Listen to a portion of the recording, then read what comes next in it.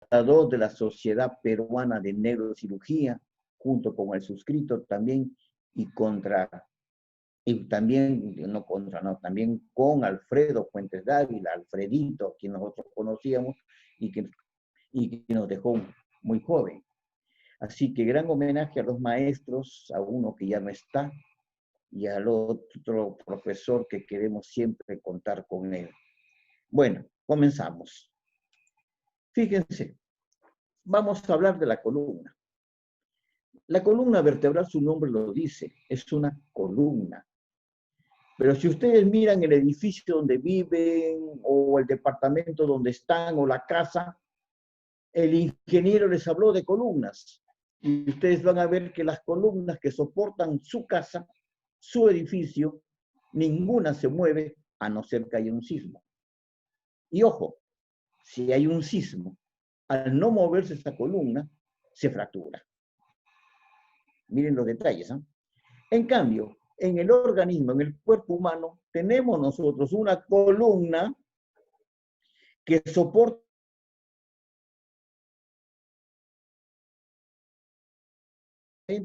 con la única diferencia que esta columna se mueve. Y esta columna ha tenido una gran variación desde que nos originamos como seres vivientes en la Tierra a lo que somos los seres humanos. Las columnas de los edificios no se modifican, no cambian de posición.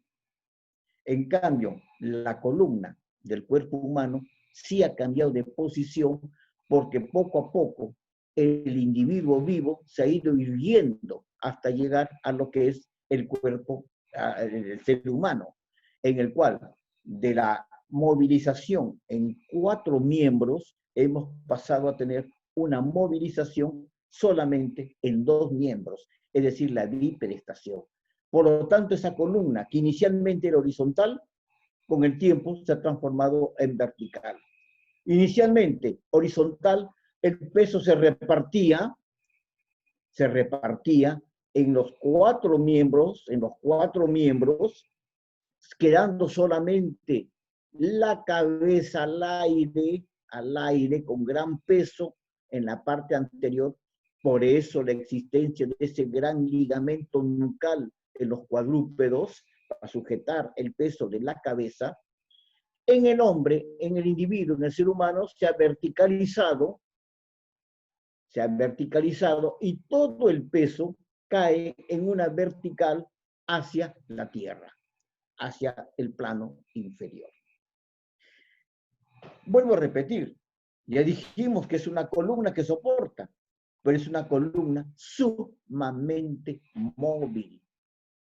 Y ahí vienen los cambios, ahí vienen los problemas, ahí viene el por qué el hombre, me refiero al ser humano, sufre dolores de cuello, dolores de espalda, dolores lumbares.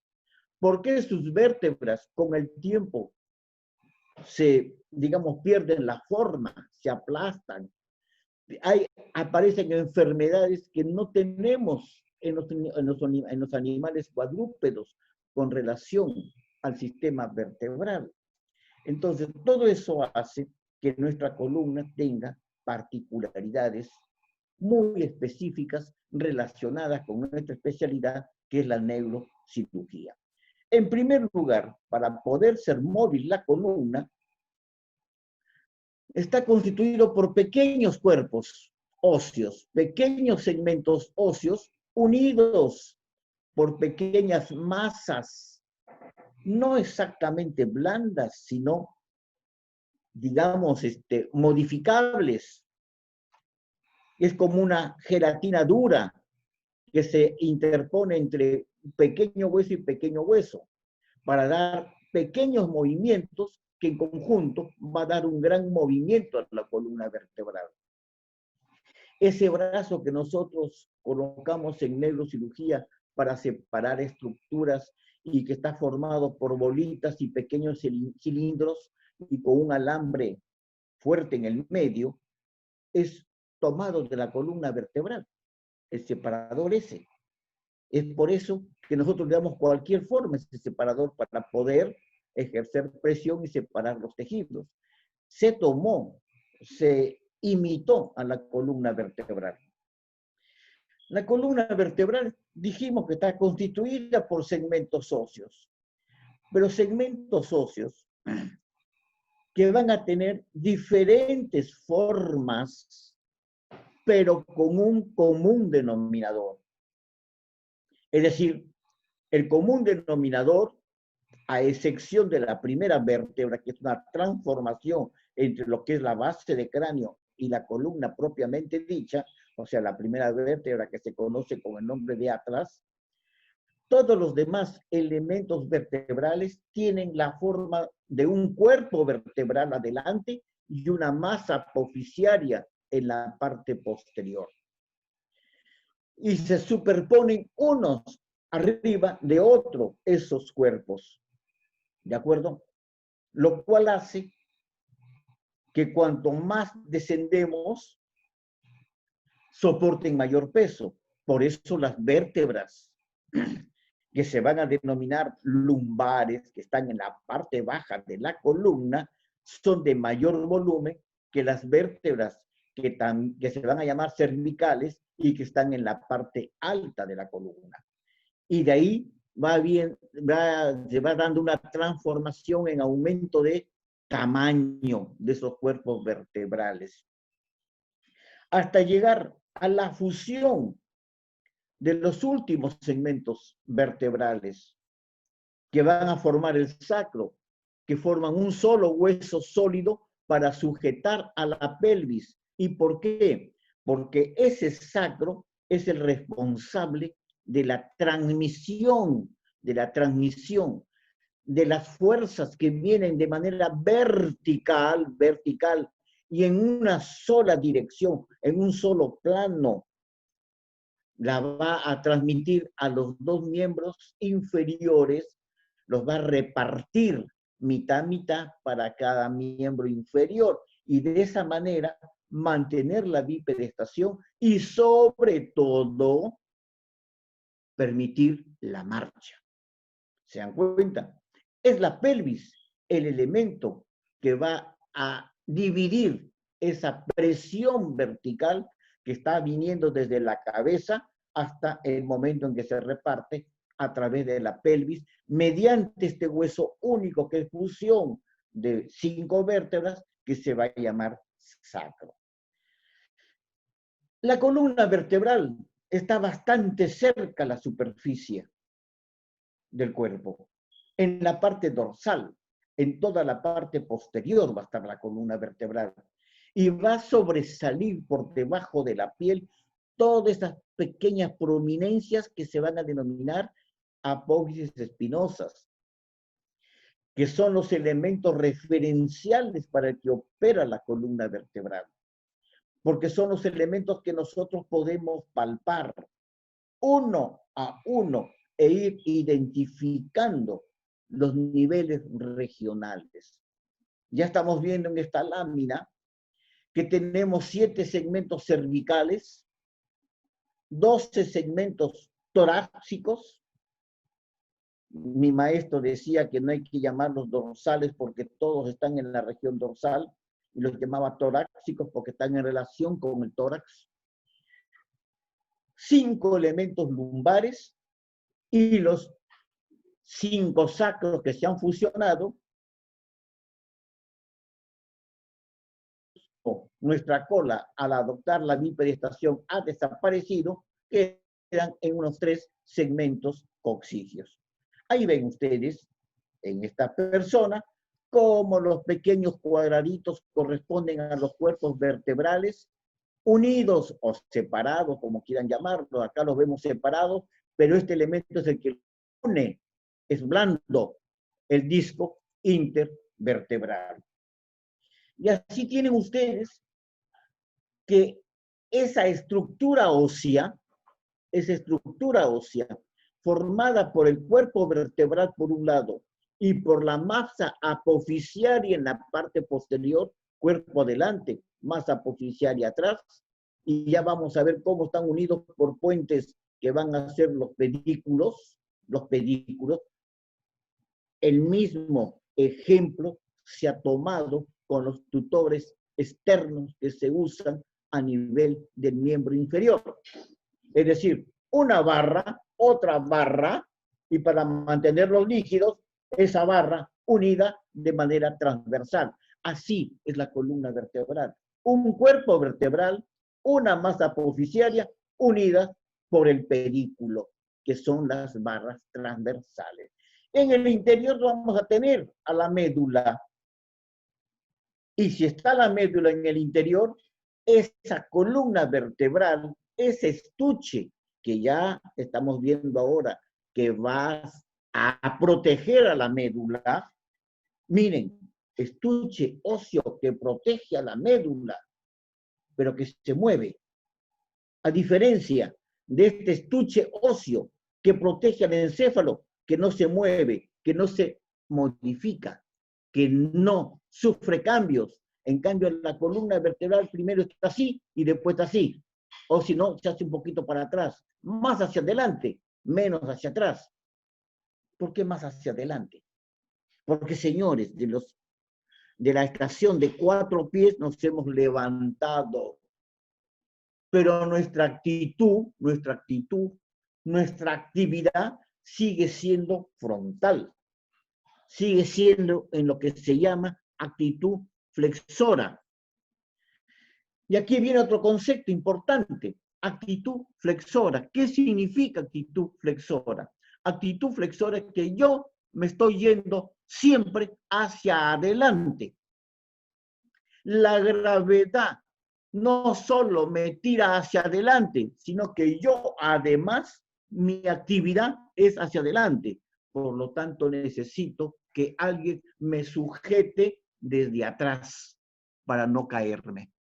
Ya vamos a ver que esos músculos son lo que se conocen con el nombre de antigravitatorios.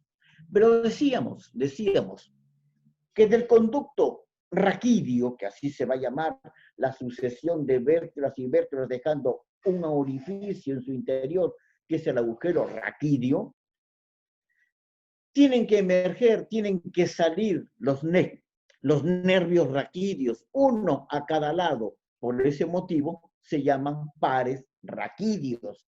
Y así nosotros vamos a tener, señores, ya de nuevo se me pasó como la vez pasada, agujeros por donde salen los nervios en todas las regiones de esta columna vertebral. 7 agujeros cervicales, pero ojo, los agujeros de conjunción, que así se van a llamar, van a tomar el nombre de la vértebra que está arriba. ¿Dónde? En la columna torácica, en la columna lumbar y también en la columna sacra. Pero no así a nivel cervical, porque a nivel cervical tenemos 7 vértebras, pero tenemos 8 nervios raquídeos, porque el primero está saliendo entre el occipital y el atlas. ¿De acuerdo? Es decir, el primero sale por encima de la vértebra que le da su nombre, y en las vértebras cervicales esa va a ser la relación. El nervio toma el nombre de la vértebra que está por arriba. Y en la séptima cervical, que va a tener uno por arriba, que es el séptimo nervio raquídeo, y otro por debajo, que va a ser el octavo. Por eso hay 8 nervios raquídeos en la región cervical con 7 vértebras. Seguimos. Ahí tienen ustedes cuerpo vertebral, masa apofisiaria. Cuerpo vertebral, pequeños segmentos cilíndricos, masa apofisiaria, su nombre lo dice, masa de apófisis, conjunto de apófisis. ¿Qué es una apófisis? Una apófisis es la prominencia que sobresale en un segmento óseo, en una parte ósea. ¿Y para qué sirven las apófisis? para prestar inserción, agarre a músculos.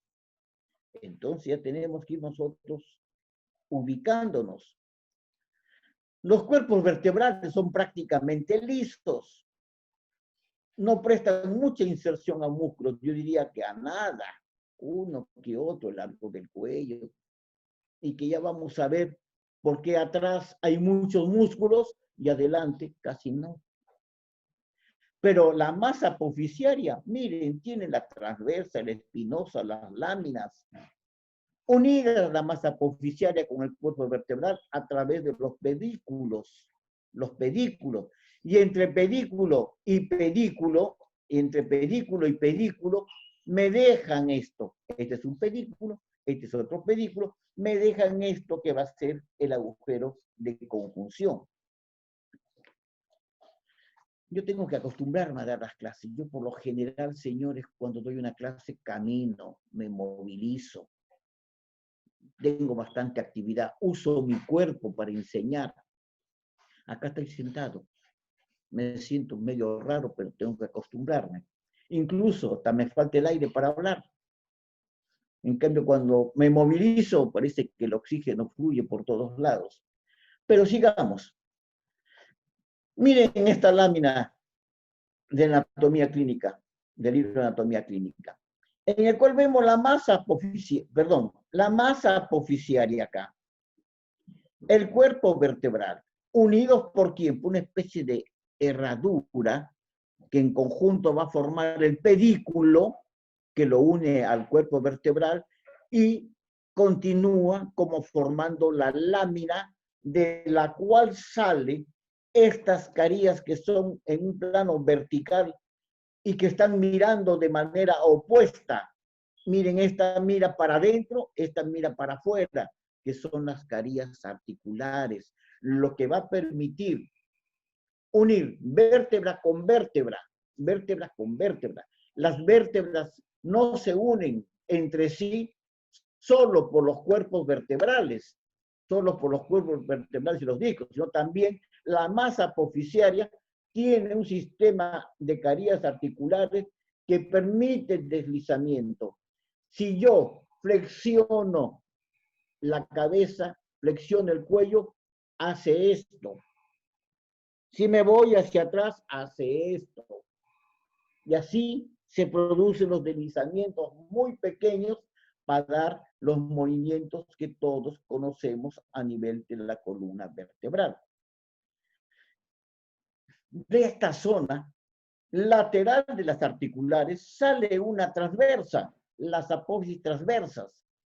Entonces, señores, voy a tener una transversa arriba, otra transversa abajo, otra más abajo, otra más abajo, otra más abajo. Es decir, miren, pequeños elementos transversales que van a permitir la inserción de músculos que van de una transversa a otra transversa. Ya vayan dándose cuenta. El tamaño de ese musculito no es un cuádriceps, no es un bíceps. Es un musculito que apenas mide centímetro más o menos. Así. Pero hay uno arriba, otro más, otro más. O sea, hay, disculpen la expresión no académica, un montón de esos musculitos. Entonces, señores, cuando alguien sufre un calambre en el cuádriceps, ¿cómo es el dolor? Cuando uno sufre un calambre en el separador del dedo mayor del pie, ¿cómo es el dolor? Hasta se nota, hasta se ve. ¿Y por qué hay calambre? Bueno, porque el músculo se agotó, ¿sabe? Ya, no vamos a entrar en esos detalles. Pero así como el cuádriceps sufre un calambre, una contractura, estos pequeños musculitos también sufren contracturas, señores. Pero el dolor va a ser diferente porque son pequeños. Entonces es ahí donde tenemos todos esos trastornos que hay a nivel dorsal. ¿De acuerdo? Pero sigamos. En la parte más posterior de esta masa apofisiaria aparece esta prominencia que se va a llamar apófisis espinosa. Y dijimos, hay una para una vértebra, para otra vértebra, otra vértebra, otra vértebra. Pero también tienen musculitos, musculitos que van de espinosa a espinosa, de transversa a espinosa. Y estos musculitos, ¿qué función cumplen? Señores, pues si se contraen los musculitos de este lado, me llevan la columna para ese lado. Y si es al revés, al otro lado. Si se contraen todos los que están en la parte más dorsal, me llevan hacia atrás. Y ahí empezamos nosotros ya a ver algo. Estos musculitos descansan en algún momento, junto con los demás, ¿se entiende? Pero estamos hablando de los chiquititos. ¿Descansan? No, señores, no descansan. Permanentemente viven en constante contracción porque nos están sujetando desde atrás para vencer la gravedad y no irnos hacia adelante. Ahí tienen uno de las causales del por qué duele la espalda, duele el cuello, duele la columna lumbar. Una de las causales. ¿De acuerdo? Entonces, concluimos, cuerpo vertebral, masa apofisiaria, puente de unión, el pedículo. Este concepto también nos va a servir para dividir anatómicamente a la columna en dos columnas, valga la redundancia, en dos columnas, una columna anterior por los cuerpos vertebrales y una columna posterior por las apófisis transversas que están, digamos, perdón, por la masa apofisiaria, disculpen, por la masa apofisiaria, que si bien están separadas, unidas únicamente por los articulares, forman un conjunto que es una columna bastante definida, pero más todavía, quirúrgicamente, este concepto nos lleva a que la columna vertebral tenga tres partes, una parte anterior, una parte media y una parte posterior, que vemos más adelante, lo cual le va a dar el concepto de estabilidad a la columna. Ahí tienen una resonancia, el cuerpo vertebral, la masa apofisiaria, la espinosa, y miren esta resonancia. Ya todos podemos darnos cuenta de que es una región lumbar en la cual estamos observando por delante los grandes vasos. Es decir, señores, si yo me paso en un proceso con la cureta, con el tornillo, etcétera, etcétera, por delante del cuerpo vertebral, estoy en riesgo por los grandes vasos y también por las ramas laterales que están llegando o saliendo de estos grandes vasos. Tengo el cuerpo vertebral, la masa apofisiaria, el agujero de conjunción. Y si estamos en la región lumbar, esta masa corresponde al psoas. Es decir, el nervio que está saliendo acá se mete al psoas. Por ese motivo, el plexo lumbar se forma en el interior del psoas. Pero observen, acá tengo la transversa, el corte no ha pasado por la transversa, pero acá está la transversa. La transversa nos va a delimitar un plano anterior y un plano posterior. Un plano anterior para músculos que se forman por lo general, o que se están formando, por la parte anterior del somita. Y un plano posterior para músculos que se forman de la parte posterior del somita. En la parte posterior del somita. Estos son los que se llaman músculos de los canales vertebrales. Acá están los canales vertebrales. Son músculos que toman inserción en esa masa apofisiaria. Esas inserciones permiten ser separadas mediante la sección y hacen de que toda esta masa muscular se lateralice reseco acá, entro acá en todo esto, despego todo esto y este conjunto de masa me la llevo hacia las partes laterales y me queda libre el esqueleto, sin músculo, para yo poder entrar a la cavidad raquídea. Y ahí tienen algunas vértebras. No voy a entrar al detalle de estas vértebras, pero ustedes ya pueden ir diferenciando la forma y el tamaño. Las cervicales con sus agujeros transversarios para la arteria vertebral. Este es el cuerpo vertebral con las carías semilunares que forman las articulaciones oncovertebrales. Esta es la masa apofisiaria con las carías articulares que miran oblicuamente hacia atrás, las de arriba, y hacia adelante, las de abajo. Por ese es el deslizamiento. Y cuando hay una gran, digamos, hay una gran fuerza que moviliza la columna, se sale, se desengatilla, perdón, se luxa esa caría articular y se engatilla en el sentido opuesto, en las luxofracturas de columna cervical. Miren la columna, las vértebras torácicas van perdiendo esa forma grande de las cervicales. Tienen carías articulares para las costillas. Los cuerpos vertebrales se hacen casi más cilíndricos. Pasamos a las vértebras lumbares. Miren, cuerpo bastante grosero, bastante grande, bastante, digamos, desarrollado. Carillas articulares con mayor fuerza porque tienen que sujetar. Pero observen, acá y acá, las carillas articulares miraban hacia atrás. Unas y hacia adelante las otras. Y estaban en este movimiento. En cambio aquí, señores, en la columna lumbar, las carillas articulares ya no están así, están así.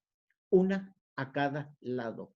Por lo tanto, señores, casi no permiten movimientos de rotación porque se traban el movimiento porque hay un cilindro a cada lado. ¿De acuerdo?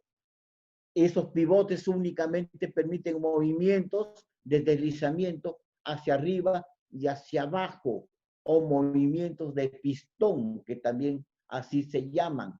Y como el disco intervertebral, que es bastante voluminoso, permite apretarse hacia adelante y hacia atrás, es ahí donde se da la flexoextensión, con el cilindro que hace ese movimiento de deslizamiento o de pistón. Dijimos que había una vértebra que rompía el esquema. ¿Y cómo rompe el esquema? Porque su cuerpo vertebral se ha desprendido de esta vértebra y se ha fusionado a la vértebra inferior, que es el axis. Estoy hablando del atlas. El atlas es un simple arco anterior, un simple arco posterior, es como una circunferencia, con una masa lateral en los costados, a donde va a descansar el occipital. Entonces, el occipital tiene estos movimientos, es lo que yo digo, el sí. En cambio, este círculo que forma el atlas, ese círculo, gira sobre un pivote que es su cuerpo vertebral, pero unido al axis. Entonces, señores, esta forma es lo que da la patología traumática a esta región occipito, atloido, azoidea. Las presiones violentas de arriba hacia abajo hacen que el atlas, digamos, como si estallara, se fracciona, se separa. Los arcos se rompen y se separan. Los traumas violentos en sentido anteroposterior hacen que el atlas se desprenda de la odontoides. E incluso hasta que fracturen la odontoides. Entonces, todos estos elementos que son anatómicos es lo que dan explicación, pues, al a lo que sucede en la dinámica traumática. Acá tienen una columna vertebral cervical vista por delante, 7 elementos cervicales, 7 vértebras, en la cual ustedes ven el atlas, el axis con su cuerpo y su diente o apófisis odontoides, la tercera, la cuarta, la quinta, la sexta, la séptima. Se articula con la primera torácica, la primera costilla, los espacios intervertebrales o intercorporales. Pero observen que hay unas pequeñas alitas en la parte superior de esta superficie del cuerpo, de la platina superior del cuerpo vertebral. Esas alitas se conocen con el nombre de apófisis semilunares y que dan origen a las articulaciones oncovertebrales. ¿De acuerdo? Lateralmente aparece esta masa, que es la masa transversal, que corresponde a la masa apofisaria, las apófisis transversas. Y observen ustedes con un tubérculo anterior y un tubérculo posterior, que permite la inserción del escaleno anterior y del escaleno medio. Entre ambos pasan los nervios raquídeos que salen de esta columna cervical y dan origen al plexo braquial y al plexo cervical arriba. Es decir, señores, que entre ese tubérculo anterior y ese tubérculo medio hay también un orificio por donde está pasando la arteria vertebral, está ascendiendo la arteria vertebral. Y cuando esto sufre un proceso degenerativo, puede alterar el trayecto de la vertebral o puede comprimir o estenosar a la vertebral y provoca el robo de la vertebral. Si seguimos nosotros observando, nos vamos a la parte posterior y ya podemos observar un detalle. Acá está el occipital. El atlas no lo vemos, señores. El atlas está metido. Lo primero que palpamos después de la tuberosidad bicipital externa es al axis. La apófisis espinosa del axis, que es grosera, es digamos, bífida, o sea que tiene 2 pequeñas apófisis terminales. Y después se vuelve a meter y tenemos la tercera, la cuarta, la quinta, la sexta y la séptima que sobresale. Entonces tenemos 2, 3, miren cómo está metida la tercera y casi no la vi, 4, 5, 6, que ya sobresale un poquito, y la que sobresale bastante es la séptima. Por eso a la séptima se le dice la vértebra prominente. ¿De acuerdo? Así como a la transversa sexta, a la sexta apófisis transversa, que ustedes ven acá, miren este tubérculo, le llaman el tubérculo de Chassaignac. Son elementos referenciales en la cirugía, por si acaso. ¿Ya? Sigamos. Observen la parte lateral. Hace un rato decíamos, acá está el occipital. Yo toco, palpo la protuberancia occipital, que está en esta zona. El líneon. Desciendo. No toco el atlas está metido, está escondido. ¿Ya? Acá está, este sería el atlas. ¿Ya? Desciendo, no lo toco porque acá está en masa muscular. Y lo primero que sobresale es la espinosa de este elemento que es el axis.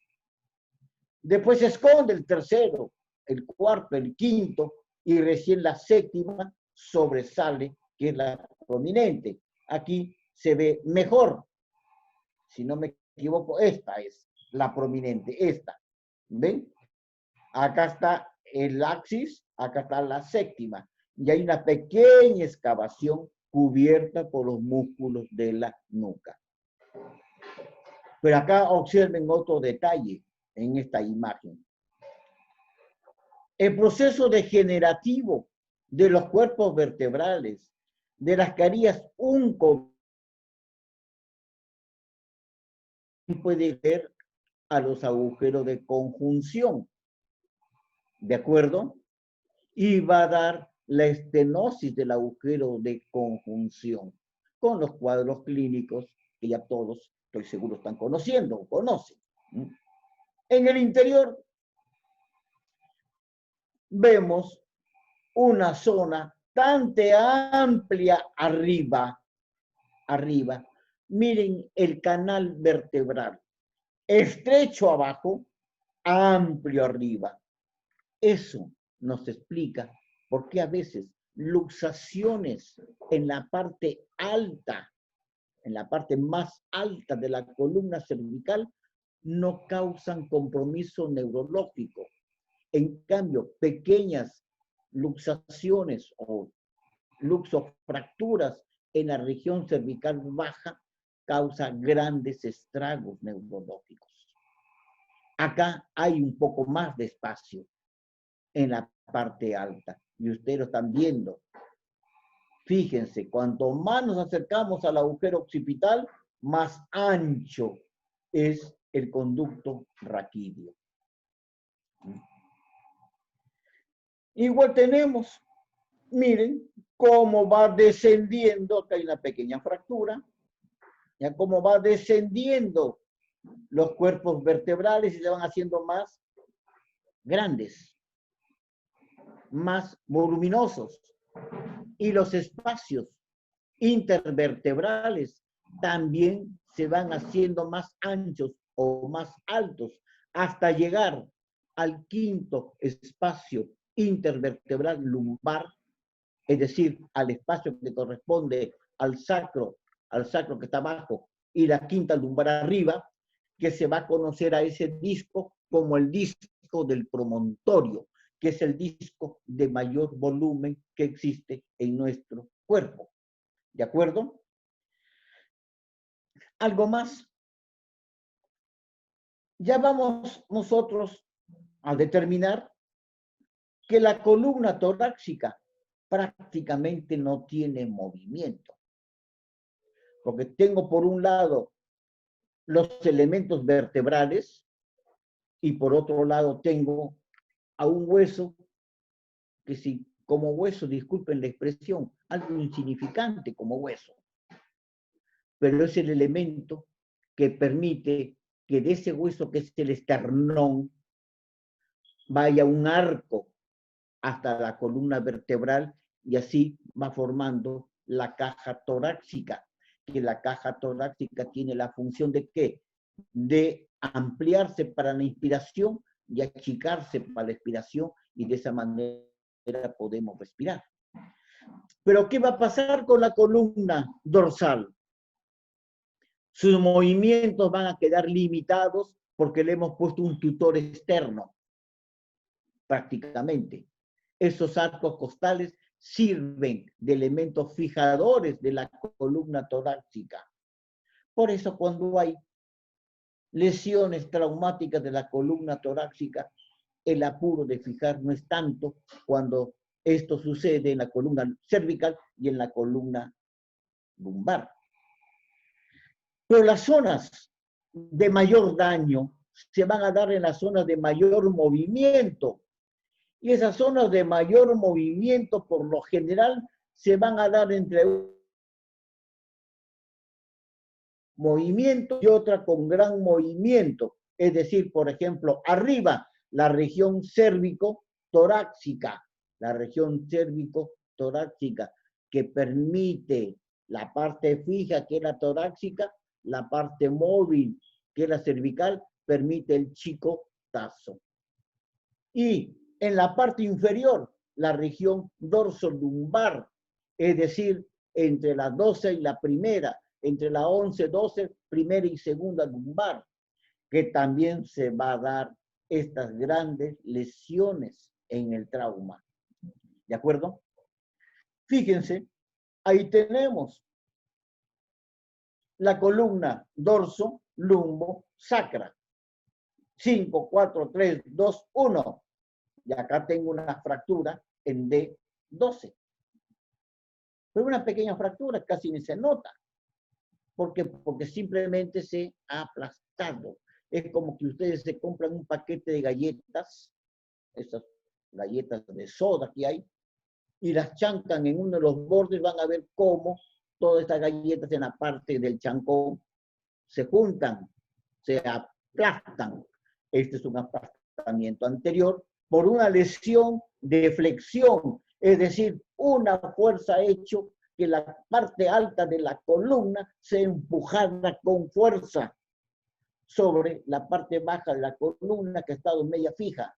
Entonces ha provocado un aplastamiento. O alguien ha caído verticalmente, pero en el momento de tocar con el piso se ha ido hacia adelante. Entonces provoca el aplastamiento, o lo que se conoce también con el nombre de fractura por flexión.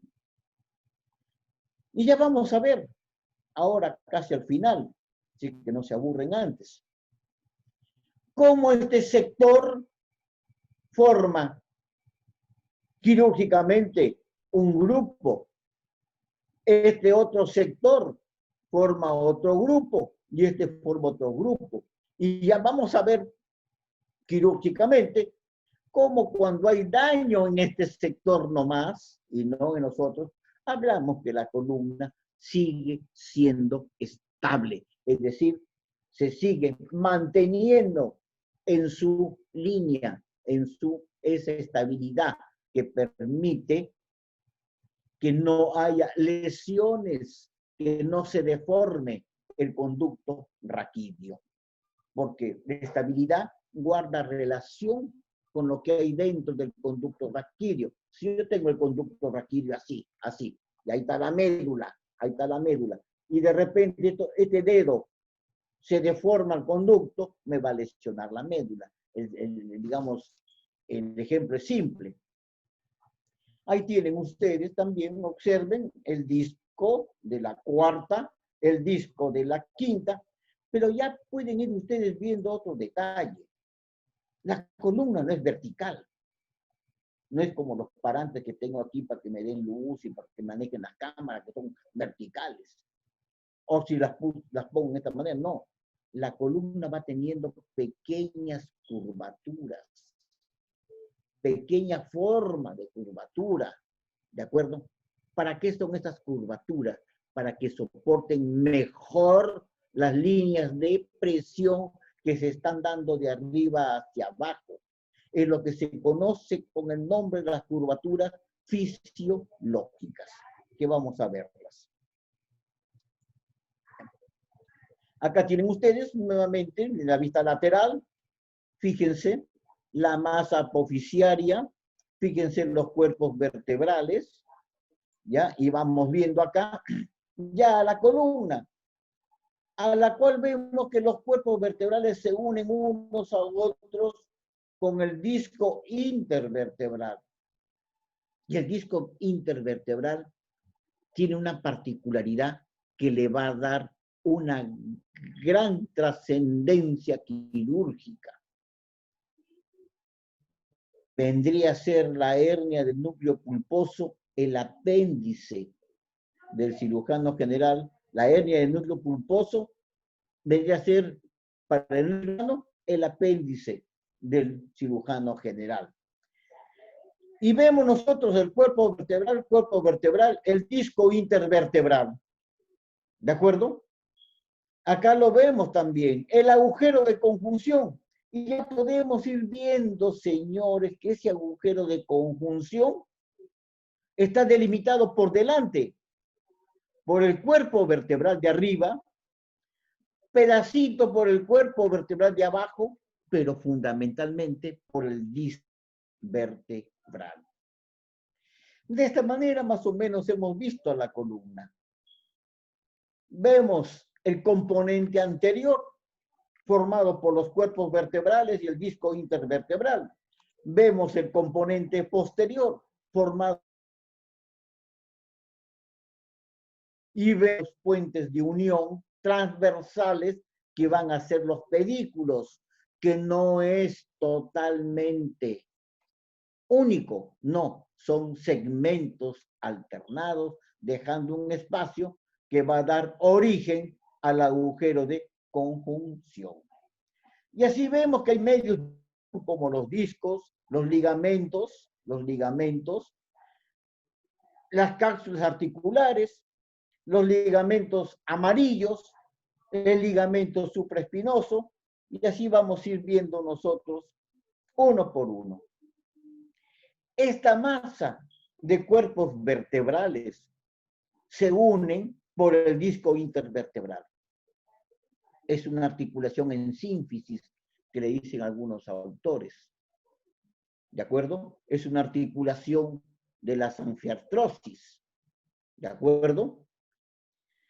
Por delante, estos cuerpos vertebrales y discos unidos por un fuerte ligamento, el ligamento vertebral común anterior. Por detrás hay otro ligamento que no se ve, porque está en la parte media, en la parte, digamos, escondida de los cuerpos vertebrales, de la cara posterior de los cuerpos vertebrales, que es el ligamento vertebral común posterior. Las carillas articulares están unidas por una cápsula articular que las mantiene firmes ahí en su sitio a las carillas articulares. A los lados de las carillas articulares, hacia la apófisis espinosa, da origen a lo que se llaman las láminas. Las láminas que hemos visto en los otros preparados y no las he mencionado. Estas láminas se unen unas con otras por el ligamento amarillo, ¿de acuerdo? Por el ligamento amarillo. También cada espinosa se une entre sí por el ligamento interespinoso. Y cada vértice de las espinosas, cada vértice, se unen entre sí por el ligamento que está por encima, que se llama el epiespinoso. ¿De acuerdo? Ahí tienen ustedes los elementos que hemos mencionado, las espinosas, las láminas, las carillas articulares, las transversas, los pedículos, los agujeros de conjunción. ¿De acuerdo? Seguimos. Ahí vemos la columna. Vemos los espacios que dan origen, que digamos que permiten el ligamento intercorporal, que se va a conocer como disco intervertebral, y ya vemos que en conjunto va a presentar curvaturas. Curvaturas que se van a hacer más pronunciadas en el adulto. Inicialmente en el recién nacido, que está gateando, que todavía no llega a la etapa de la bipedestación, la columna va a tener puede decir una sola curvatura cóncava hacia adelante. Y apenas a nivel lumbar una concavidad hacia atrás. Esta concavidad hacia adelante se va a modificar a nivel cervical a medida que nosotros vamos creciendo. Y finalmente nos queda una curvatura cervical de concavidad posterior, es decir, forma una lordosis hacia adelante, una curvatura torácica de concavidad anterior, forma una sifosis, ¿de acuerdo? Aquí vemos otra lordosis hacia atrás, la lordosis hacia atrás, a nivel cervical, no sé si dije anterior. Miren, una lordosis a nivel lumbar hacia atrás, y después el sacro se hace cóncavo hacia adelante. Cuando esta lordosis aumenta de tamaño, aumenta, digamos, es donde vemos que se forman ciertas características, especialmente en la mujer. ¿De acuerdo? Seguimos. Ya vemos acá el disco intervertebral, que está formado por fibras circunferenciales a nivel transversal y también a nivel oblicuo, que ya vamos a ver más adelante. Pero estas fibras circunferenciales dejan un espacio medio en el cual va a encontrarse una gelatina, que es lo que se conoce con el nombre del núcleo pulposo. Y aquí, en este corte vertebral, observamos pues una rebanada del cuerpo vertebral, del disco intervertebral, cómo está la parte periférica del disco, el agujero de conjunción, cómo lo está delimitando este disco. Y ahí tienen ustedes en esta imagen las fibras oblicuas que refuerzan al disco, lo refuerzan a los lados y por delante. Por detrás, el disco tiene fibras circunferenciales, transversales. Es por eso que las fracturas del disco, las rupturas del disco, del perímetro del disco, del elemento circunferencial del disco, se va a dar por lo general en la parte posterior. Acá tienen ustedes, miren el disco intervertebral, la parte periférica o anillo de contención del núcleo pulposo. ¿De acuerdo? En este preparado ven ustedes las fibras francamente circunferenciales. ¿De acuerdo? Acá se ven algunas circunferenciales, pero se cruzan con las oblicuas. Acá la ven circunferenciales, acá ven el núcleo pulposo. Esta es la región posterior del conducto raquídeo y esta es la zona del agujero de conjunción. En otra vista, miren el núcleo pulposo. Cuando estas fibras transversales o circunferenciales se rompen, se fracturan por diferentes mecanismos, yo creo que el día que ustedes gusten, tengo yo una clase, una charla específica sobre agujero de conjunción. La tengo colgada en mi canal de YouTube, por si acaso. ¿Ya? Estas fibras se rompen y esto, que es como una gelatina, se expulsa, se extruye, sale hacia adelante. ¿Ya? Ya de nuevo se me fue. ¿Ya? Sale, perdón, hacia atrás. Se va hacia atrás y comprime al nervio que está saliendo por esta zona, ya que está saliendo por esta zona, que es el nervio raquídeo, ¿de acuerdo? Y tenemos lo que se conoce como las hernias del núcleo pulposo. Aquí tienen el agujero de conjunción, acá está el agujero de conjunción, acá está el disco intervertebral. Y nos vamos al otro elemento que fija la columna vertebral, que es el ligamento vertebral común posterior. El ligamento vertebral común posterior. Este ligamento vertebral común posterior lo vemos acá de una manera acintada, lo vemos con unos elementos dentados que van hacia nivel del disco intervertebral y acá lo vemos en el preparado. El ligamento vertebral común posterior, que es apenas muy, digamos, insignificante. ¿De acuerdo?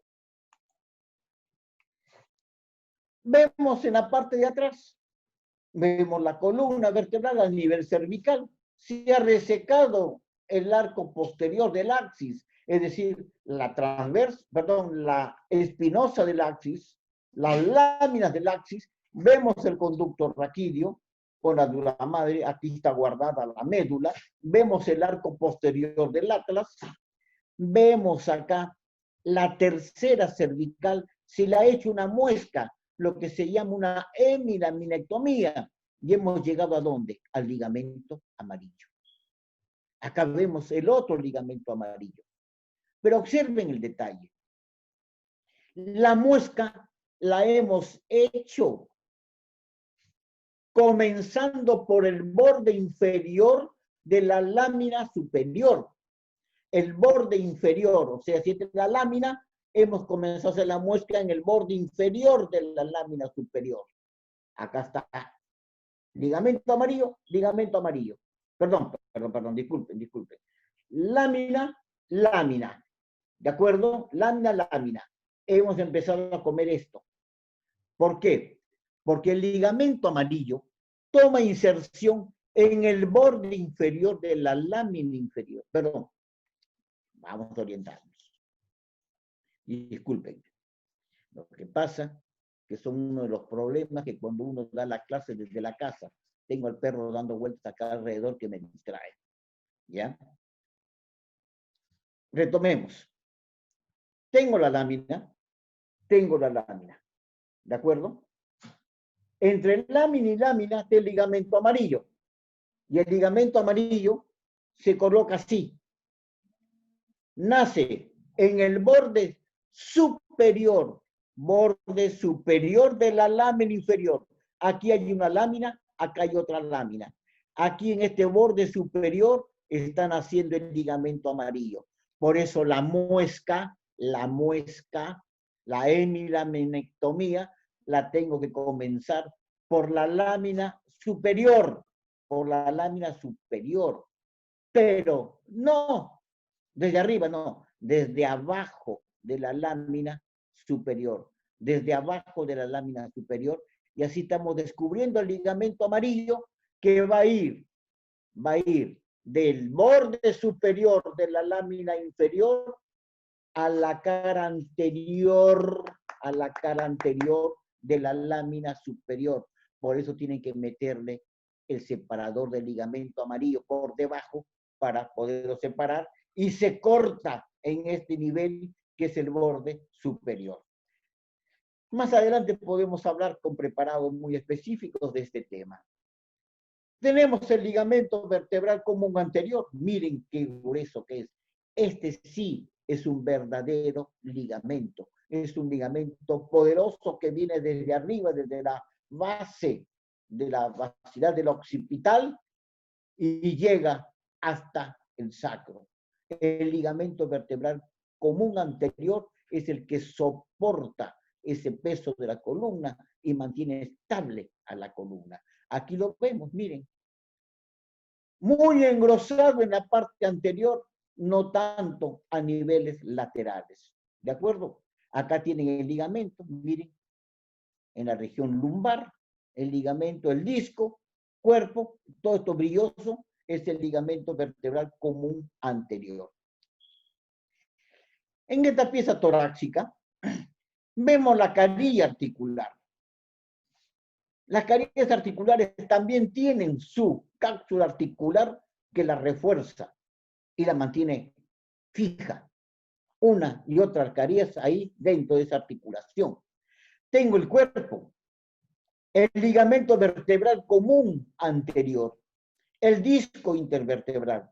El ligamento vertebral común posterior estaría por acá, pero en la línea media, no en la parte lateral. Estamos viendo el corte lateral, porque acá está el agujero de conjunción a nivel torácico. Miren cómo a nivel torácico la patología prominente no va a ser el disco en el agujero de conjunción. La patología por lo general se va a dar por estos elementos, por la degeneración de la articulación de las carillas articulares entre sí. ¿De acuerdo? Tienen las láminas, acá están las láminas, acá está la lámina cortada, y acá está la espinosa. ¿De acuerdo? Miren, seguimos. Los cuerpos vertebrales, los discos intervertebrales. Esta es otra de las cosas que yo también opino, digo. Porque por ahí yo veo diagnósticos. Tengo una charla también sobre el disco, particularmente disco intervertebral, ¿ya? O la anatomía de la hernia del núcleo pulposo, que llamo. Informes o diagnósticos que dicen hernia del núcleo pulposo, edad del paciente 80 años, 70 años. Señores, los discos intervertebrales con el tiempo degeneran. Los discos intervertebrales están llenos de agua. Tan es así que se describe que la gente joven cuando está bien hidratada, hasta crece, porque el disco intervertebral se ha llenado de agüita, se ha engordado con el agua, se ha hidratado, dicen que hasta crece. Ya en los viejos, nuestros discos se deshidratan y ese núcleo pulposo ya casi no existe, se degeneran.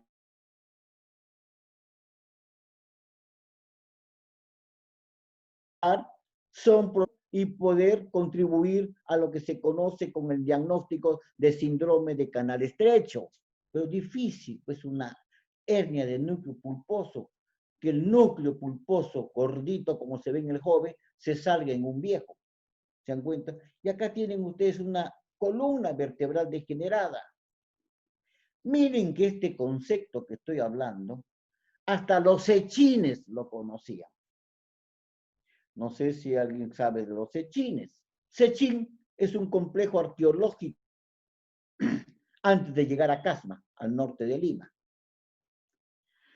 donde en este complejo arqueológico hay un templo con paredes laterales que todas tienen estelas anatómicas. Es lo que yo he postulado y que vengo postulando hace unos 20 años más o menos, que es el primer centro anatómico del mundo, porque no hay imágenes anatómicas de mayor antigüedad que esas. Y hay una imagen de la columna vertebral en los cuales se ven los cuerpos vertebrales y los discos intervertebrales bien marcados.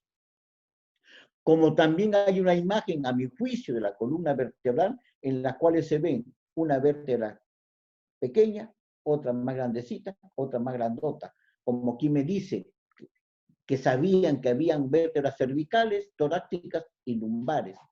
Pero además hay otra imagen de columna vertebral en el cual no hay espacios para los discos intervertebrales y los cuerpos vertebrales terminan en puntitas,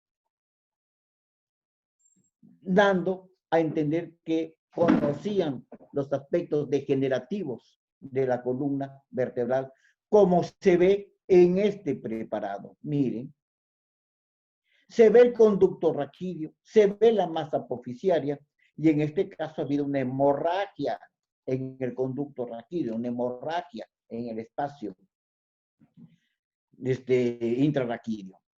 Ustedes observen en este preparado. Hemos hecho la corporectomía. Hemos sacado los cuerpos vertebrales. O sea, hemos llegado al canal, al conducto raquídeo por delante. Llegar por detrás es sencillísimo. Llegar por delante es más complicado. Quirúrgicamente, muchísimo más. En el cual vemos el cuerpo vertebral, el disco, el conducto raquídeo y los agujeros de conjunción. Y aquí un detalle. Los nervios raquídeos no salen así. No salen así. Salen descendiendo. Esas raíces descienden oblicuamente buscando su agujero de conjunción que está a los costados.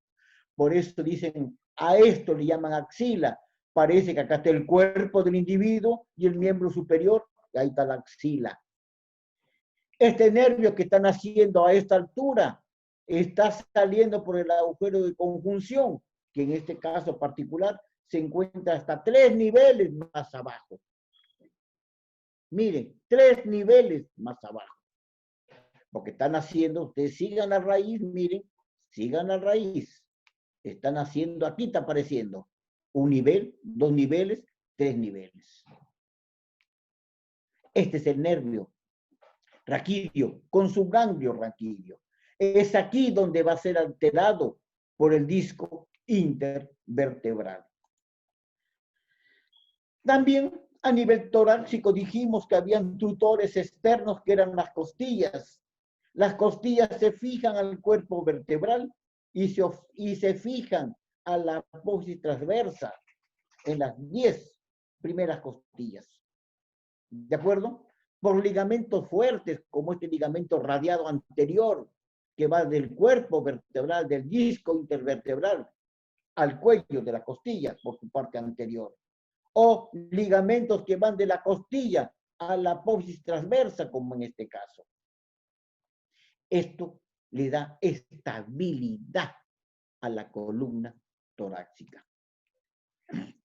Ahí vemos un preparado que me permitieron usar de la Universidad de Trujillo, que siempre los recuerdo, en el cual se ve el conducto raquídeo abierto y la emergencia de los nervios raquídeos. La emergencia de los nervios raquídeos entre costilla y costilla. ¿De acuerdo? Bueno, veamos cómo se mueve la columna.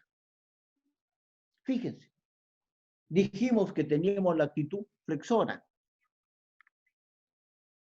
que por lo general no hacemos nada hacia atrás, salvo ejercicios. Todo lo hacemos hacia adelante. Por lo tanto, nuestra actitud flexora tiene que estar compensada con alguien que nos mantenga en bipedestación y que nos mantenga equilibrados con el mundo exterior. Es decir, que esté tratando de que la gravedad no gane y me vaya hacia adelante.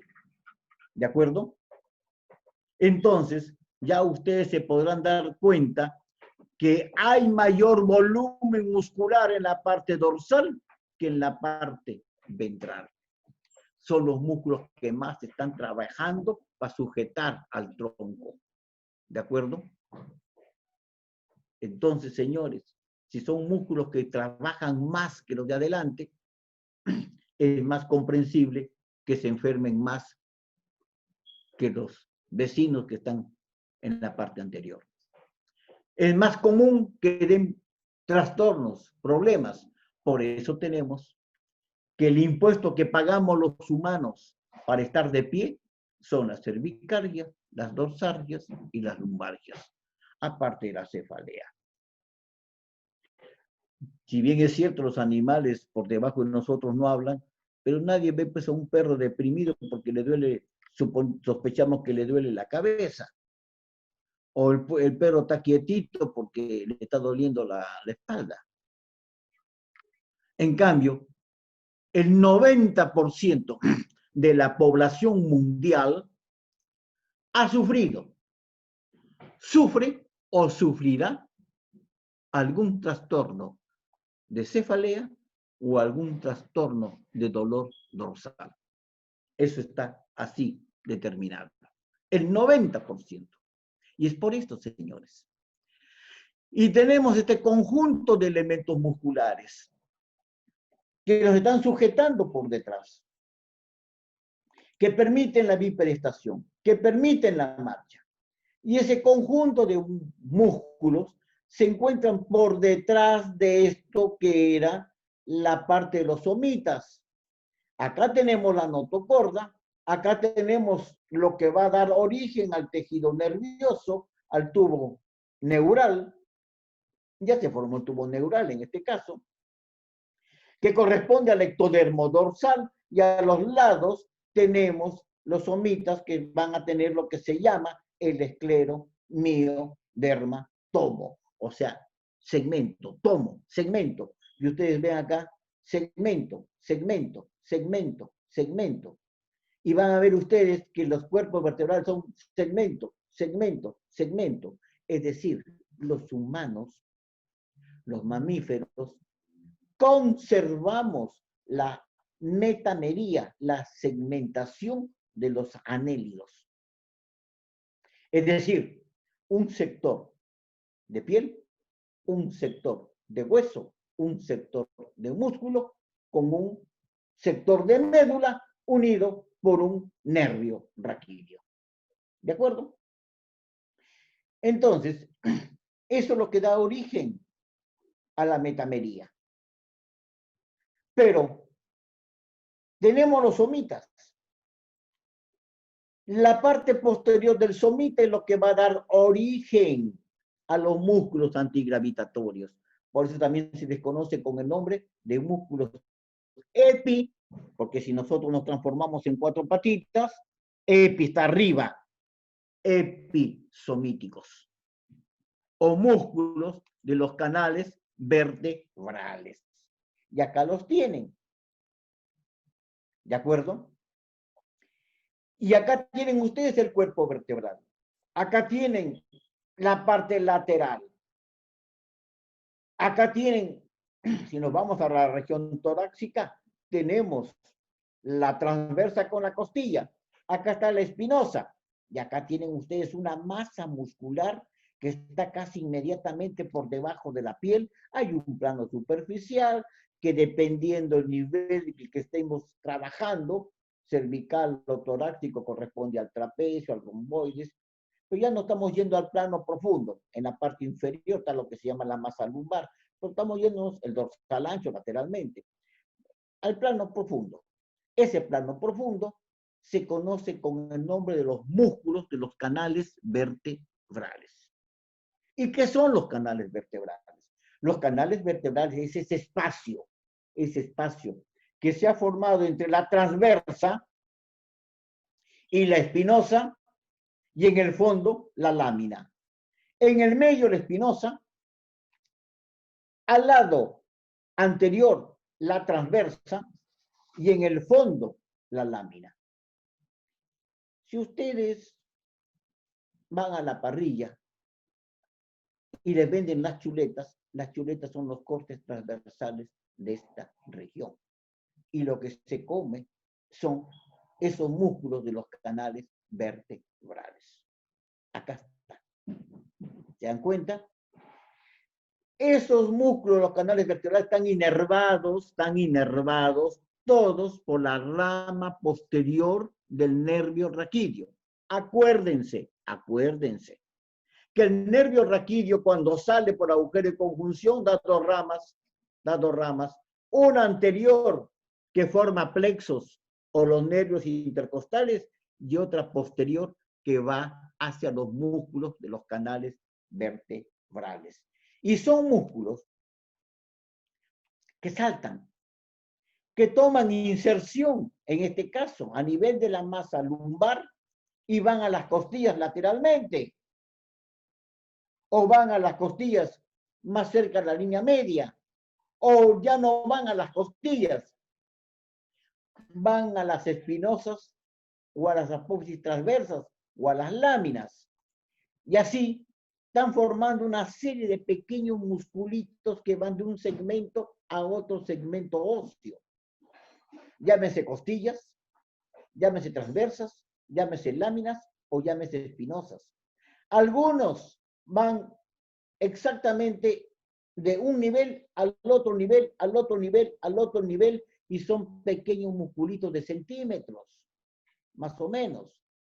Otros van de un nivel, 2, 3 niveles más arriba, otros más arriba, y son músculos un poco más largos y forman conjuntos musculares que acá ustedes están viendo cómo se van desplazando. Y así podemos hablar de los músculos el iliocostal, el longísimos, el espinoso. También del epispinoso, el transverso espinoso, el interespinoso y el transverso espinoso. Todos estos pequeños músculos son los que van a permitir los movimientos laterales de la columna, los movimientos de extensión de la columna, los movimientos de rotación de la columna. ¿De acuerdo? Los movimientos de flexión, si ustedes se ponen a pensar en la parte anterior de la columna vertebral, sobre los cuerpos, a excepción del largo del cuello, prácticamente no hay músculos anteriores que permitan la flexión. Todos son músculos laterales, como el psoas, que permite la flexión porque está jalando las transversas. Como los escalenos, que permiten la flexión porque también jalan a las transversas cervicales. ¿De acuerdo? Y también la flexión se va a dar por los músculos de la cavidad abdominal, que va a jalar del pubis hacia las costillas, hacia la parte anterior. Es lo que llaman algunos los abdominales como ejercicios. Y así estaremos terminando ya nuestra charla. Acá tienen ustedes, miren, de nuevo siempre me equivoco con el botón. Miren, un músculo lateral, el iliocostal. un músculo medial, el longísimos, y un músculo intermedio, el longísimos, y un músculo medial, el espinoso. El hilio costal lateral. El hilio costal, por lo general, no lo tocamos cuando hacemos cirugía de columna por la vía posterior. Al que siempre tocamos es al epiespinoso, que lo tenemos que separar. ¿De acuerdo? Y así tienen ustedes, miren, el hilio costal, el longísimos, el epiespinoso. Músculos largos.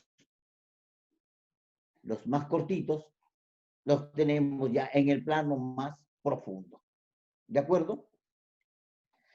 Y el ejemplo lo podemos dar a nivel de la nuca, que es donde mejor se dan los planos y también es más fácil disecarlos, en honor a la verdad.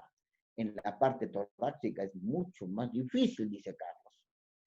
Y ustedes ven acá que tenemos el esternocleidomastoideo, que es un músculo que no tiene nada que ver con la columna y que está lateral, pero que sin embargo permite movimiento de la columna, porque el esternocleidomastoideo es el que nos mueve la cabeza a través de ese eje que va a ser la columna. Tenemos el trapecio, estamos viendo la parte posterior, siguiente, acá está el borde de la oreja, acá está la otra oreja, acá está el occipital, acá está la protuberancia occipital interna, y acá está llegando el trapecio, que son las fibras que convergen. ¿De acuerdo? Las fibras que convergen. Ustedes ven las imágenes ahora que se han puesto de moda en el Facebook, en el WhatsApp, que dicen así, por favor, ese es el trapecio, convergiendo, por favor. Se abre lateralmente el esplenio. Miren el esplenio. Y estamos en un plano entre superficial y medio profundo. Porque tenemos un primer plano, ojo, un primer plano formado por el esternocleidomastoideo y el trapecio. Un segundo plano formado por el esplenio, que diverge a la línea curva occipital, las partes laterales. Un tercer plano que está cerca de la línea media, cerrando ese espacio triangular de la divergencia de los esplenios, que es el plano de los complexos. ¿De acuerdo? De los complexos. Antes que me olvide, quiero agradecer. Algunas láminas han sido tomadas de internet, pero hay láminas que son bueno, muchas son mías, la mayoría son mías. Pero hay estas láminas, por ejemplo, que las encontré a mano, son tomadas de la exposición del doctor Matías Baldosini de Buenos Aires. ¿Ya? Sacamos a los esplenios y ya nos encontramos en el plano de los complexos. Miren cómo este nervio, que es medial, es la rama posterior del primer nervio cervical, porque el segundo sale por acá, que no lo veo. Llegamos al plano profundo, es el plano que vemos a nivel de la transversa que va a la espinosa.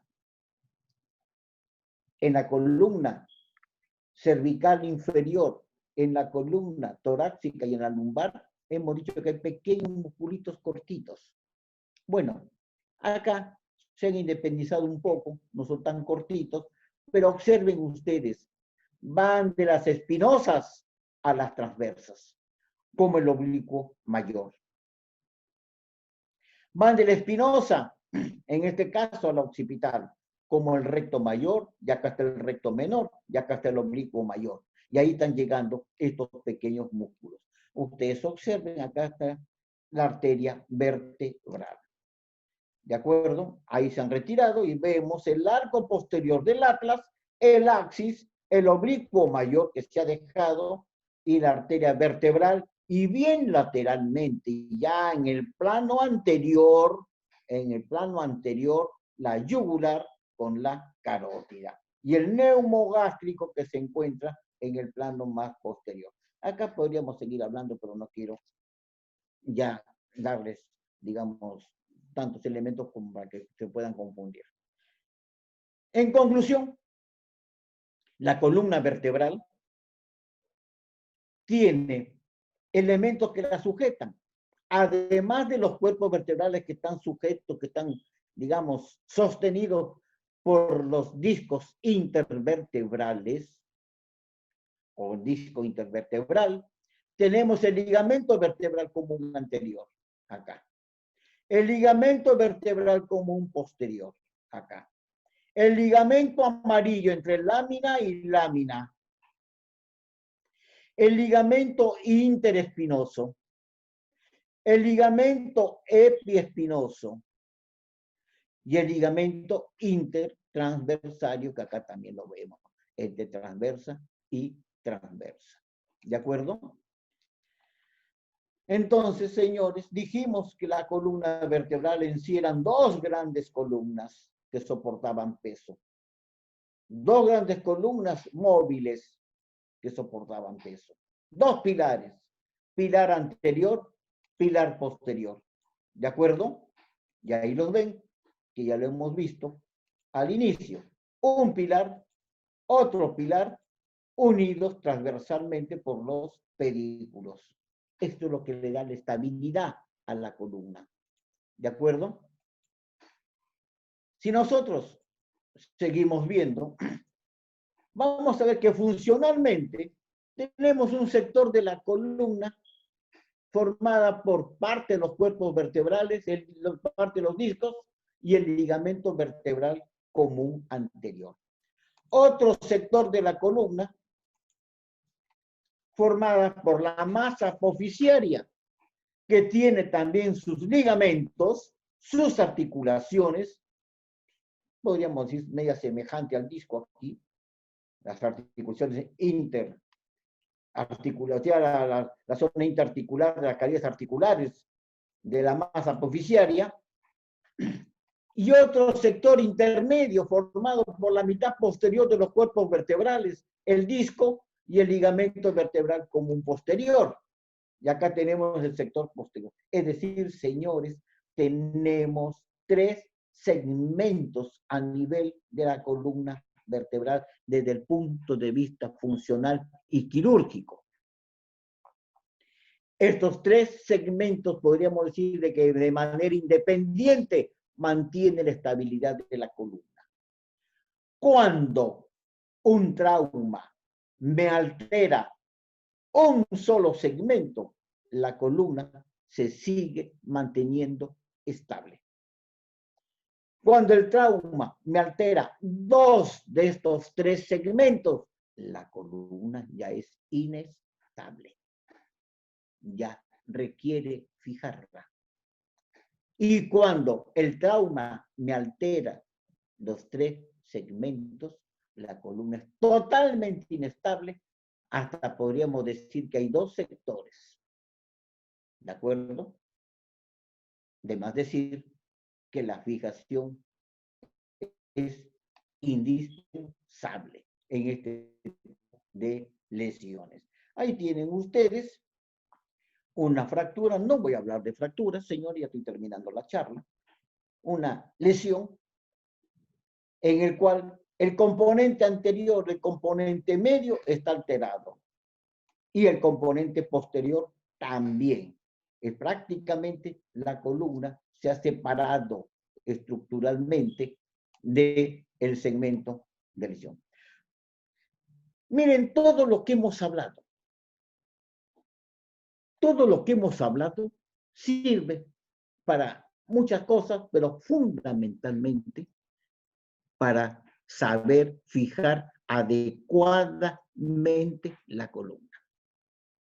Desde el punto de vista morfológico, anatómico puro, para poder introducir los tornillos y que no salgan afuera. Para que el tornillo vaya por el pedículo y se implante en el cuerpo.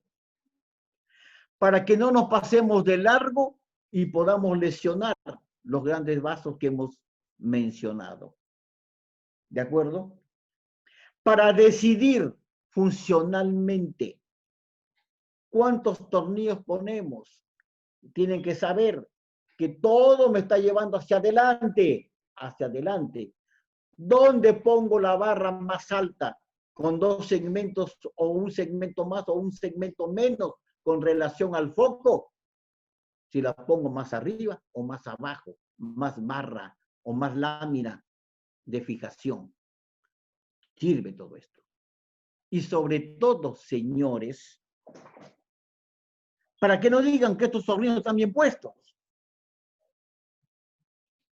Para que no digan como un jefe de un hospital muy conocido, cuando se le pide opinión, dice que, bueno, necesitaría la historia clínica para dar una opinión de la situación de los tornillos.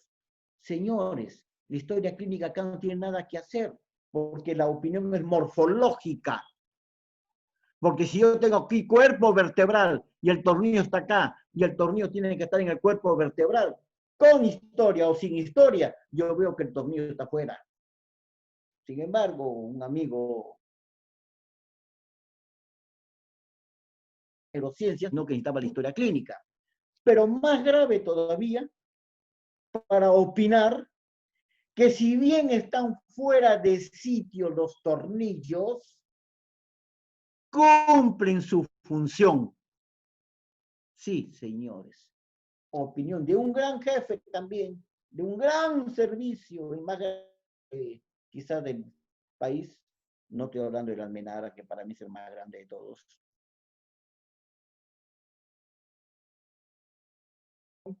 De tornillos, si bien es cierto, están fuera de sitio, cumplen su función. ¿Cómo van a poder cumplir función tornillos que no están agarrados de algo sólido cuando todo el peso de la gravedad lo tira hacia adelante?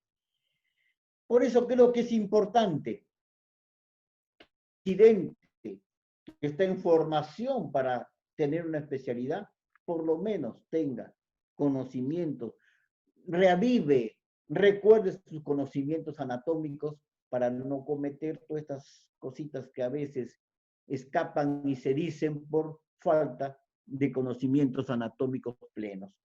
Esta es la Facultad de Buenos Aires, siempre la recuerdo, y colaboramos, bueno, colaboro con el doctor Baldosini, él me presta material, yo le presto material. No sé si habrán preguntas.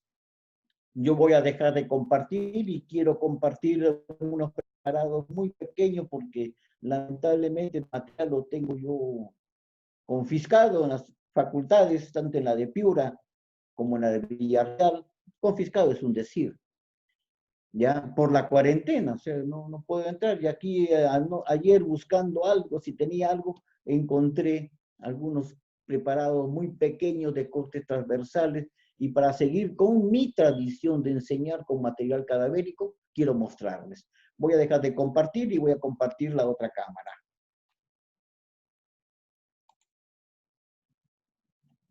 ¿Me invitan a compartir? Sí, doctor, lo habilito un segundo.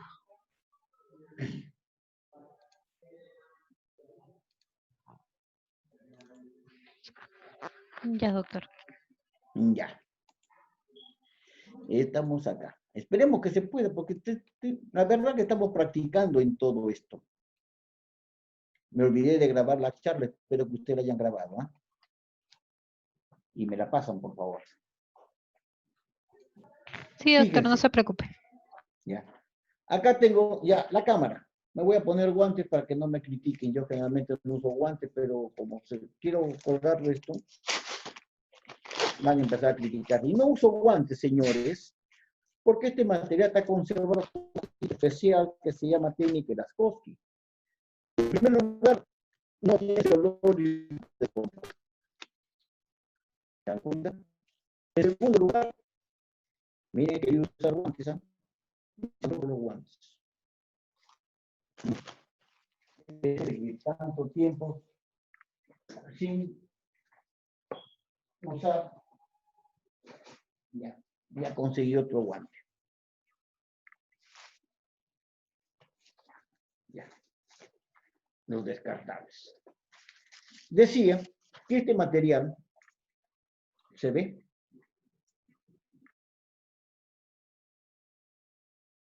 Mire, está conservado al aire libre, no está en líquido. No huele a formol, no es tóxico, no es irritante.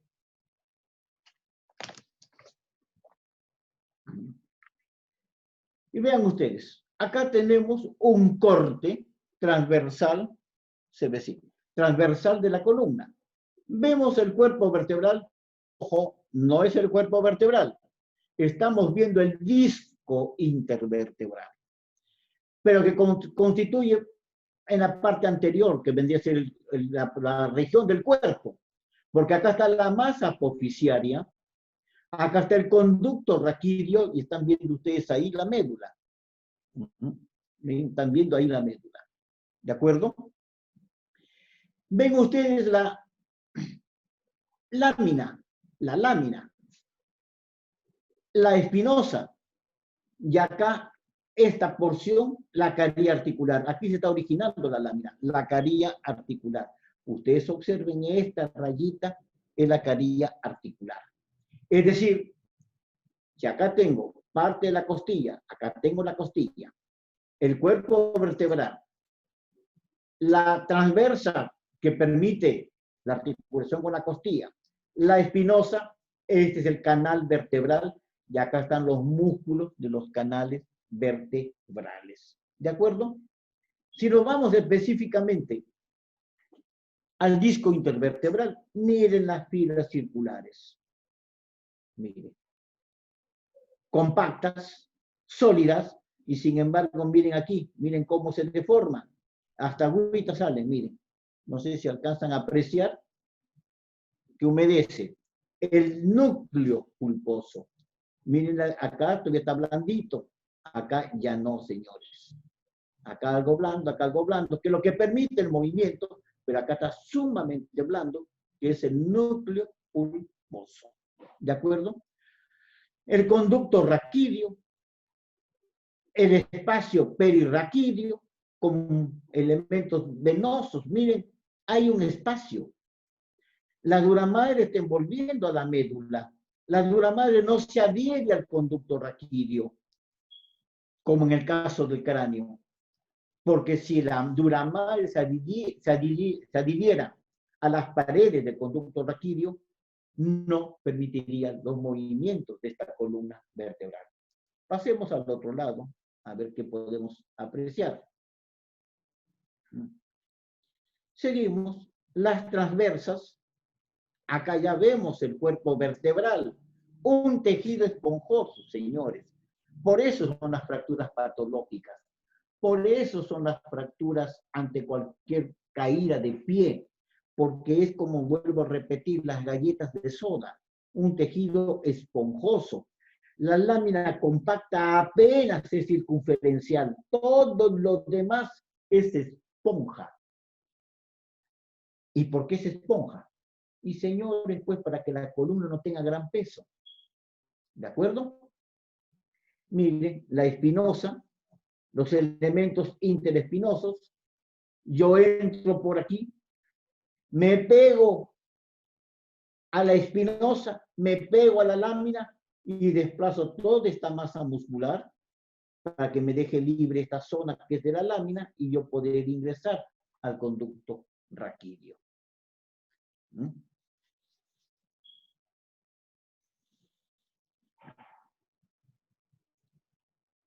Otra vista, sigue siendo torácica porque sigo viendo, acá miren, sigo viendo médula. En cambio aquí ya no veo médula, señores. Aunque en honor a la verdad, había un pedacito de médula, estaba el cono medular acá y se me ha caído, pues no lo encontré más. Debe estar en alguno de los recipientes. Pero observamos el conducto raquídeo. Observamos que acá está el cuerpo vertebral. Observamos la dura madre. ¿La ven? Observamos todos estos elementos que dan origen a lo que se llama la cola de caballo. La cola de caballo. Aquí estaba el cono medular, el conito medular. Y acá tenemos un agujero de conjunción un agujero de conjunción, miren, con el nervio raquídeo emergiendo. ¿Ven? Ahí está el nervio raquídeo emergiendo. Este agujero de conjunción está formado por esto que es la lámina. Esto que es el cuerpo.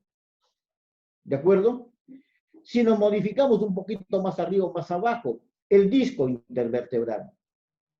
Entonces, para operar el agujero de conjunción, entramos acá, en esta región. ¿Se da cuenta? Resecando la lámina. También se puede ingresar lateralmente con los procedimientos invasivos que hay ahora. Miren, acá está el piso, el pedículo. No sé si alcanzan a ver el pedículo. Sí, eso que se ve ahí, eso que se ve, que lo tomo entre la pinza, esto, que suelta la pinza, es el pedículo, ¿ven? Y ahí está descansando el nervio raquídeo. Acá tenemos parecido el cuerpo vertebral, el ligamento vertebral común anterior. Este es el ligamento vertebral común anterior. El ligamento vertebral común posterior. Ahí lo ven. Ya, tengo el perro ladrando. Ya.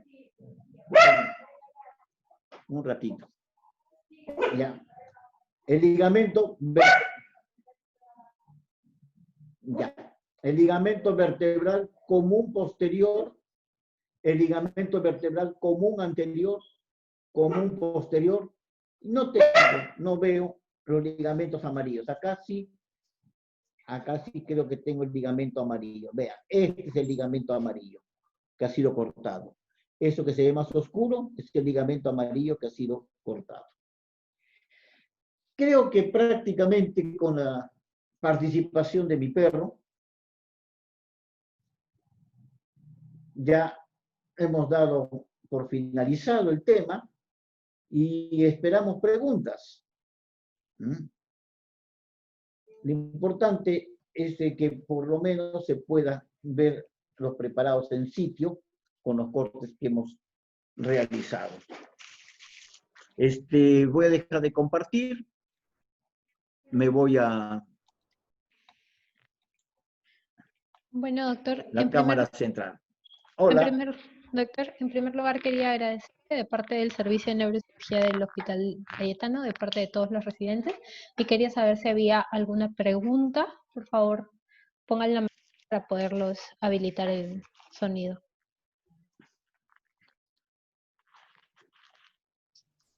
Hola. Hola. ¿Me escuchan? ¿Sí? Sí, te escucho. Hoy, muchas gracias. No sé de dónde me escuchas. Allá. Muchas gracias, doctor. Pero dice Huawei, dice ahí. Sí, estoy de mi teléfono. Doctor, muchas gracias. Es realmente muy interesante cada vez que escucho sus ponencias de anatomía, muy interesante. Y le voy a pedir desde acá que vaya preparando sus clases de abordajes, la anatomía de los abordajes, cervical anterior, posterior, lumbar, transforaminal, esa anatomía de abordajes. Tiene que ir preparando, doctor, porque tenemos más o menos siempre he querido hacer la anatomía. Lo que sucede es que nuestro Perú es bastante difícil, muy difícil. Lo sabemos. ¿Ya? Yo me formé en Argentina, y en Argentina había un curso que se llamaba anatomía quirúrgica, y tú no podías ser cirujano si antes no ibas al curso. ¿Te das cuenta? Acá la residencia, agarran al residente, hacen su concurso, su examen, entran, todos ya pasaron anatomía 6 años atrás, 7 años atrás, y nunca más volvieron a ver anatomía. Sin embargo, todos... Y aprendemos el paciente. ¿Ya? Todos terminan operando. Lo cual no voy a decir que esté mal, yo tampoco quiero criticar el sistema, pero creo que si me es difícil, si sin conocimiento anatómico opero, o sin digamos, sin una profundidad de conocimiento anatómico, pero yo creo que con el conocimiento anatómico operaría más fácil, más tranquilo, por lo menos con mayor solvencia, con mayor libertad. Entonces, eso es lo que debería darse. He mostrado los tornillos. Señores, eso es una realidad. Tengo los documentos, ¿ya? En los cuales me dice uno que, bueno, no, tengo que ver la historia clínica. Yo no sé qué tiene que hacer la historia clínica para saber si el tornillo está afuera o está adentro. Y otro me dice, no, el tornillo está afuera, sí, pero cumple la función. Entonces, ¿cuál es la función del tornillo?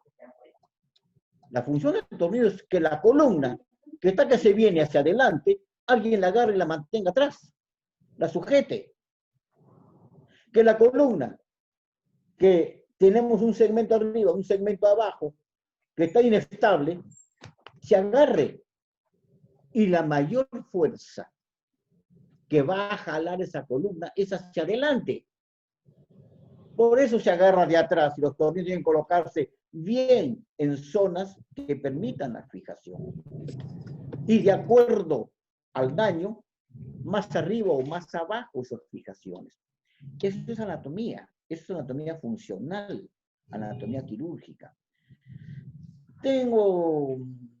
A mí me gusta enseñar eso definitivo, pero ya en estos momentos tengo en YouTube, tengo un canal, tengo varios temas relacionados con esto, de la hernia del núcleo pulposo, de por qué duele la columna lumbar, por ejemplo, las lumbalgias.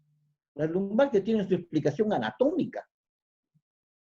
La hernia del núcleo pulposo, la clínica, explicación anatómica.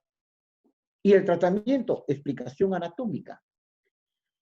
Pero a mí, en Villarreal, yo tuve un sueño.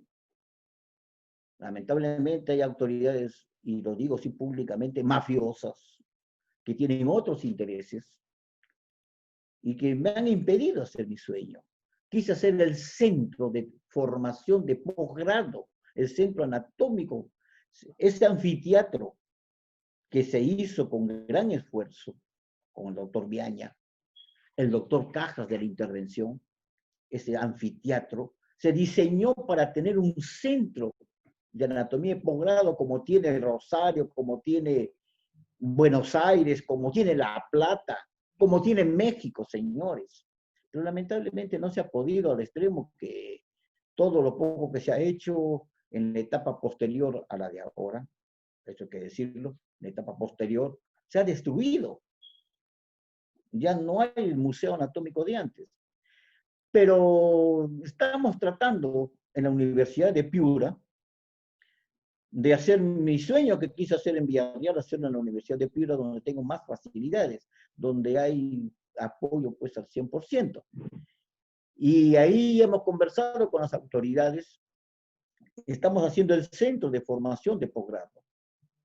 Por lo pronto, ya los señores de traumatología de la Almenara han hecho un curso ahí con nosotros, ¿se entiende? Los de anestesiología, no solo el curso, hasta las clases del Congreso, se han hecho en el anfiteatro de la Universidad de Piura. Se ha hecho el curso para traumatología y medicina física de locomotor. Entonces, yo sí puedo ofrecerles, con autorización de mis jefes de la Universidad de Piura, de organizar lo que se quiera para formar los residentes de neurocirugía, más aún que en mi especialidad.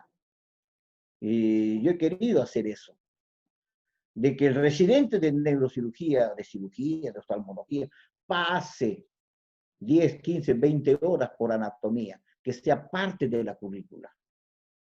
Y eso no es nada del otro mundo, señores. Es simplemente querer hacerlo. Y yo sí te tomo la palabra y trabajamos para hacer mejor las cosas. Y yo sigo apostando por Villarreal, está claro. Pero mi realidad académica en estos momentos se da en la Universidad de Piura. Pero se puede hacer por donde sea. Incluso, miren, esta charla es por Cayetano, a través de Cayetano, porque los residentes son de Cayetano Heredia. ¿Ya? No sé si hay más preguntas, si no me hagan irme por las ramas, porque cuando me dan cuerda yo no paro. ¿Alguna pregunta para el doctor, por favor?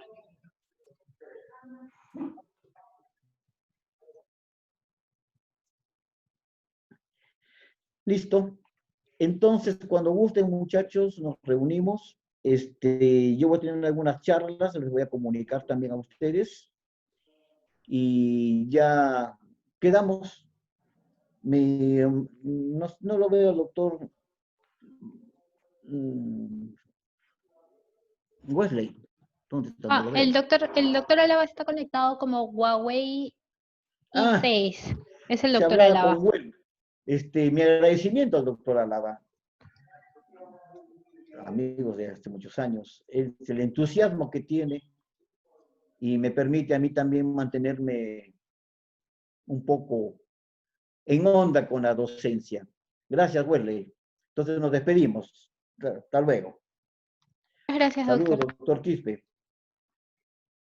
Saludos, bueno, a todos. Hasta luego, Hasta luego, doctor. doctor. Muchas Gracias. gracias. Gracias por todo. Chao, chao, chao.